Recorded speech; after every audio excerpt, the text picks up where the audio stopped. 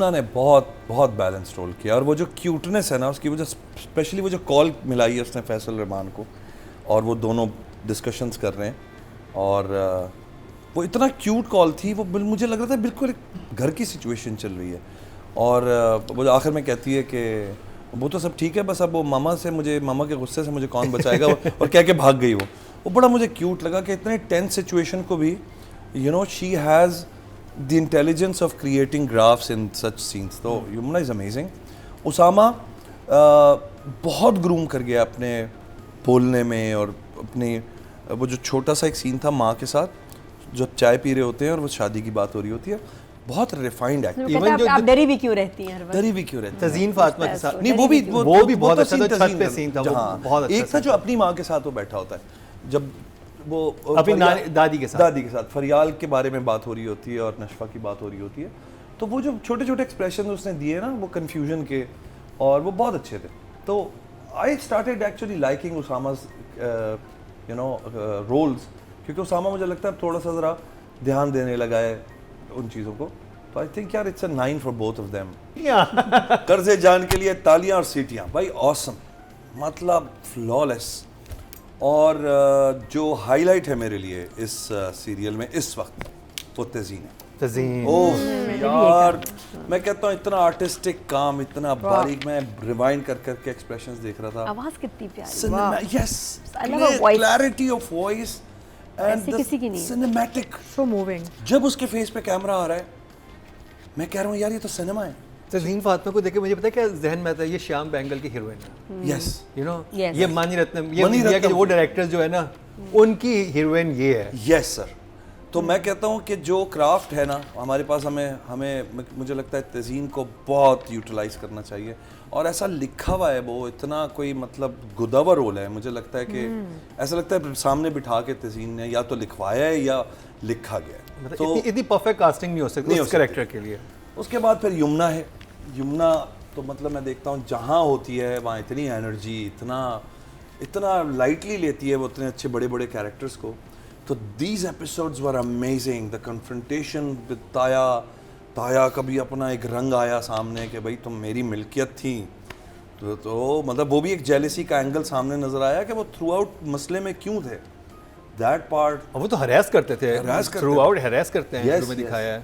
तो दादी का एक डायनामिक सामने आए तो आई लव्ड इट, मुझे बहुत मज़ा आया।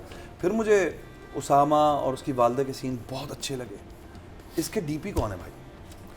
इनके डीपी हैं जी, डीओपी का नाम नहीं लिखा हुआ मेरे पास, हम पता कर लेते हैं। तो भाई जो भी डीपी साहब हैं, ऑसम। इतना सिनेमैटिक मैंने अभी तक जो है ना इन सारे 5-7 ड्रामों में कोई नहीं देखा। इतनी कैलकुलेटेड लाइटिंग है। तो भाई मैं आगे बढ़ेंगे ताकि और भी तारीफें कर सकें। तो ये भी आपका है, और एक मैंने नादिया वाला भी यूज़ करना चाहता हूँ मैं। नादिया इजाज़त please, I love it so much. Each word, मुझे लगता है एक एक लफ्ज़ ना इतना प्रिसाइज है कैरेक्टर्स पे लिखा हुआ। मुझे दीपक भी बहुत अच्छा लग रहा है, मुझे सकीना सम्मू के एक एक लाइन बहुत अच्छी लग रही है।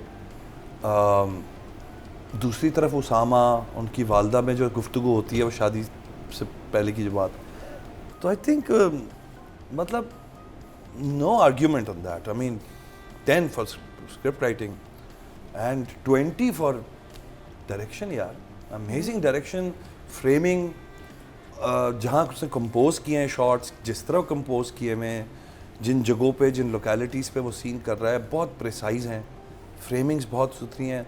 फिर म्यूज़िक वालों को, जो भी इस वक्त म्यूज़िक कर रहा है उसको भी हमें क्रेडिट देनी चाहिए। एक्चुअली मैं दोनों सीरियल इश्क जुनून और इसके म्यूज़िक के दोनों म्यूजिशियंस को के लिए तालियां हैं भाई, सलूट है। बहुत आला म्यूज़िक, इतनी सही जगह पे इमोशंस आए हैं और इतना वो इमोशनल है म्यूज़िक, बगैर किसी यही जो कर देते हैं ना एकदम से बहुत ज़्यादा शोर शराबे वाली आकारें, मुझे वो बहुत बुरी लगती है कि सैड दिखाने के लिए एक पतली सी आकार चलती है और वो बस, और वो उल्टा उलझते हैं आप उसको सुन के। तो I think 20 for Saqib and 10 for the writer भाई। जा सकते हैं 20 तक जा सकते हैं हम। मैं मतलब 10 तो है, जा सकते हैं, बस मेरे जज्बात हैं भाई। अजीका जी क्या बात है। नहीं देखें, कहानी बहुत अच्छी चल रही है और मुझे जो सबसे अच्छी बात लगी कि बेटी माँ की शादी करवाना चाह रही है। यानी कि इट्स डिफरेंट, ये नहीं कि वो बच्चों की शादियों में उलझे हुए हैं, लेकिन she wants to settle her mother और उसने वो बार्टर डील भी कर ली है पीछे से ना, एंड शी साइंड समथिंग, बोल दिया हाँ मैं वॉट एवर दीपक वांट्स ना, बड़े अबू जो भी वो चाहते हैं मैं करूँगी, तो मेरी माँ की बस शादी हो जाए ताकि सेटल हो जाए, because she wants to see her mother happy. ये ट्रैक मुझे बड़ा अच्छा लगा बिकॉज हम बहुत कम ऐसे ट्रैक्स देखते हैं राइटिंग में, where you are thinking of your elders also.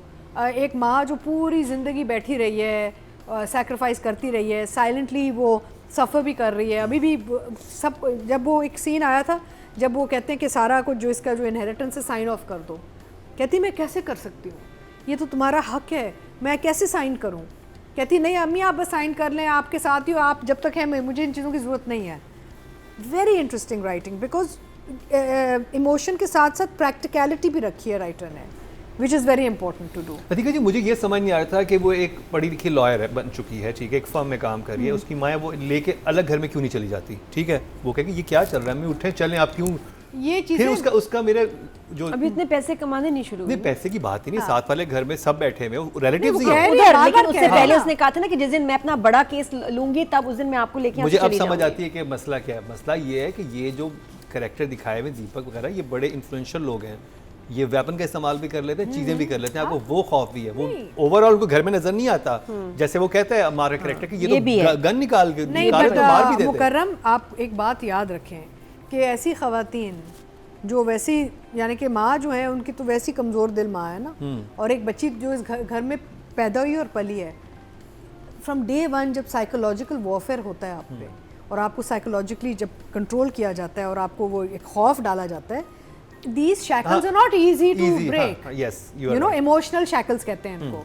तो आप प्रैक्टिकली तो कर सकते हैं, लेकिन इमोशनल जो शैकल होता है ना वो बड़ा मुश्किल होता है, क्योंकि वो घर वो चले वेन्यू भी चेंज कर देंगे, यहाँ ना उनको एक खौफ रहेगा, जहन में खौफ रहता है कि यार वो आ जाएगा, मार देगा, ये कर देगा। ये बच्ची तो पैदा हुई है इस खौफ में, और माँ और तो माँ वैसे को ही हमेशा खौफजदा देखा है रखा उसने। है, और सास तो ने इनको रखा शादी है। ज्यादा थेरेपिस्ट की जरूरत है। नहीं, of course they need lot of support, traumas हैं, Traumas है ना, because Traumas ये तो हैं। बहुत ही और deep जो down traumas जो हैं। सीन था जो मुझे बड़ा अच्छा लगा, ये जो लिखा हुआ है जब वो एंड में आती हैं कि आ जाए अम्मी आपके सब इंतजार करें, मैं तो आपके सलमा जफर कहती हैं, मैंने आपके कपड़े भी निकाल के रखे थे, और कहती नहीं मैं मेरे लिए तो मर गई और मैं गैरों के जनाजे पे नहीं जाती। Very good line. या क्या राइटिंग है यार। वाह वाह। और उस माँ का अपना भी ट्रॉमा है कि वो अपने बेटे की मौत का जिम्मेदार इस लड़की को बताना चाहती हैं, हाँ। और उसको एज उनका अपना ट्रॉमा है, अपना trauma है। उनका अपना ट्रॉमा Everyone चल is रहा है, going through- everybody is going through some psychological internal warfare which is untreated. So the writing is very nice, the undercurrents are lovely, direction तो है ही है, मेरा मतलब है साकिब ने इतना खूबसूरत ये फ्रेम Yes. खूबसूरत, and also I love it जब डायरेक्टर को समझ आता है ना कि मैंने एक सेंसिटिव मोमेंट दिखाना है एक्टर का, तो जब इधर चले जाते हैं ना तो कहते हो यार ये डायरेक्टर समझ रहा है, बिकॉज हम अक्सर एक इमोशन दे रहे होते हैं, लेकिन जब वो आप लॉन्ग शॉट में शूट करते हैं ना वो डाइल्यूट हो ये जाता है। ड्रामा ड्राइंग रूम ड्रामा नहीं लगता, जबकि है ड्राइंग रूम में सारा, हाँ। लेकिन लगता नहीं है। नहीं, इसमें ये आप जज्बात में चले गए हैं ना, एंड रियल जज्बात, not over the top, very well done, beautifully depicted. कहाँ अच्छा चले, खैर मैं बहुत आगे निकल जाऊंगी कुछ इमोशनल हम हो जाते हैं, मैं डायरेक्शन पे और बातें करूंगी, ठीक है ना। तो अभी तो इमोजी देना है ना, नहीं अब नंबर्स नंबर्स दे रहे हैं, numbers okay so both for writer director 10 for sure, lovely lovely lovely. एक मेरा पॉइंट मैं ऐड करना चाह रही थी बैकग्राउंड स्कोर के हवाले से। आप नोट करें जब रात के बैल्कनी वाले सीन होते हैं तो आपको पीछे कुत्तों की आवाज़ें आ रही हैं, I like it, right, sound में बज जा रही है। साकिब भाई का काम। Some places it's too much, these are natural sounds, ये उन्होंने अब पीछे जहाँ भी शूट किया है तो obviously there some dogs in the neighbourhood और व्हाटएवर, बट मुझे अच्छा लगा कि एम्बियंस जो एक ओवरऑल इन्वायरमेंट का साउंड था वो भी आपको पता चल रहा है कि कहीं असल जगह में बैठे हुए हैं। नादिया, आप क्या कहेंगी राबिया रज़ाक और साकिब खान के बारे में? राबिया रज़ाक ने ऐसे लिखा है शिद्दत के साथ कि लगता है कि उनकी अपनी ज़िंदगी से कोई चीज़ इंस्पायर्ड है, किसी को करीब से ऐसे अच्छा, ये थोड़ा सा सोशल मीडिया पे भी आ रहा था कि था। अपनी उनकी ज़िंदगी से कुछ इसमें से ट्रू इवेंट्स हैं। हाँ, अच्छा, आपकी बात हुई है?